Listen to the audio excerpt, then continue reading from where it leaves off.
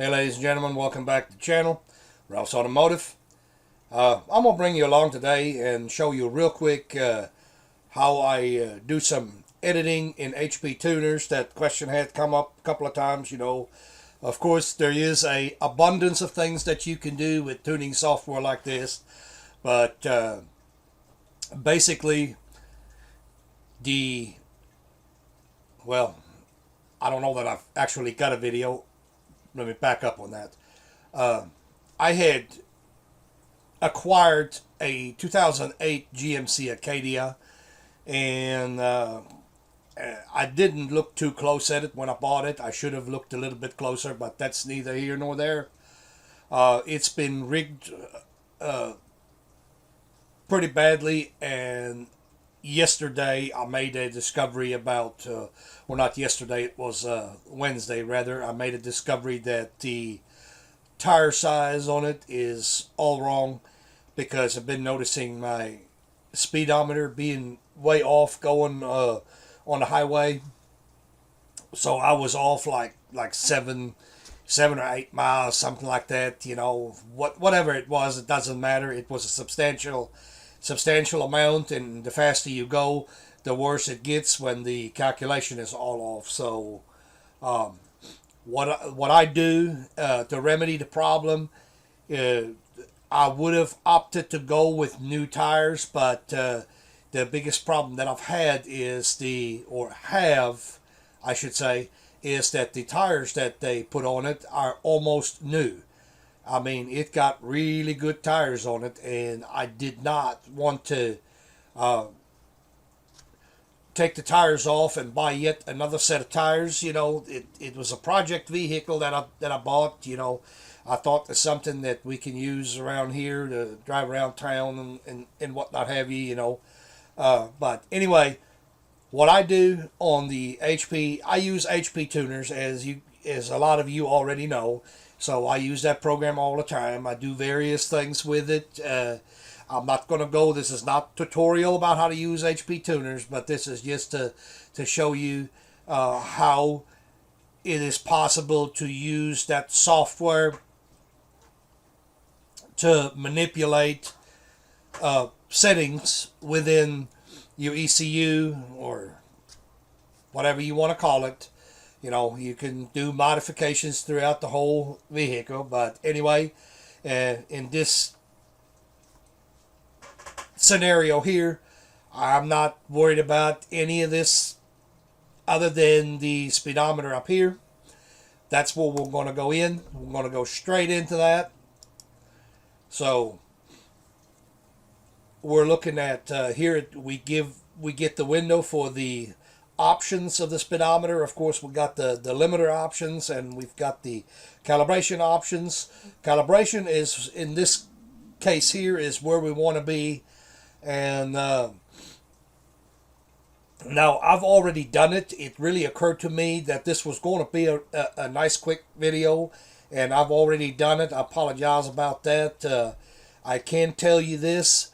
Now, as far as layout, the layout structure, it's going to be vehicle dependent. Not different vehicles, the screen is going to look a little bit different. You can use this for reference only. This one here, like I said, is a 2008 Acadia. I went ahead and purchased the credits online to add this vehicle into my library, and obviously I've already read the file, so we actually did read the file already. So and have wrote it back to the vehicle. Excuse me. So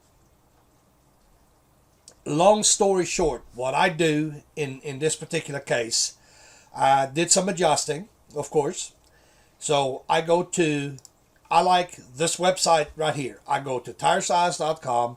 They have got a pretty nice selection, and we can even look it up.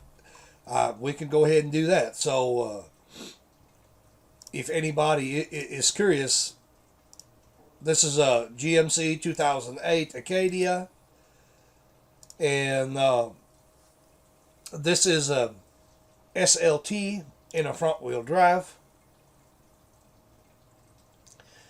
So we have two sizes here available for us. The one of them is the 18-inch rim and the 19. This one here actually has the 19-inch rim. So the tire size is supposed to be 255/60/19. And my my Acadia actually has a 235/55/19. So the tires are way small. So what I done is I've obviously already did this as well. So 255/60/19.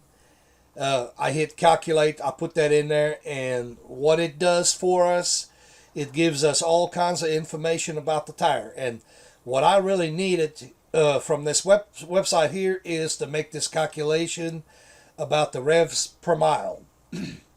So when we go back, we see the revs per mile that we use for the sensor calibration.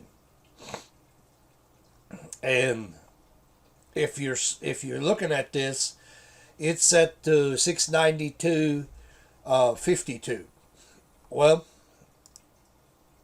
how we come up with that? It was actually set to 649 point something. It was actually close to this number. So what I did is 235. Of course, you all probably done figured it out by now. 55/19, and I calculated it.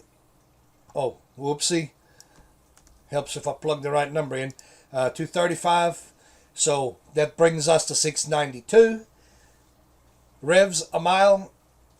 And there is the number that I basically plugged in here. I had to give it a little bit more, make it a little bit more accurate. In my case here, I uploaded this, went ahead and test drove the vehicle, and sure enough, this is really close now. So I'm about a half a mile off according to a GPS, that is. You know, I'm floating in and out of the exact number. So that's close enough. You know, at higher speeds, like I said, that was the problem. So anyway, enough of the talking. I wanted to bring y'all along for this one. This is how I use HP tuners to do this part of it. Like I said, not going into anything else. So hope you like me sharing this with you.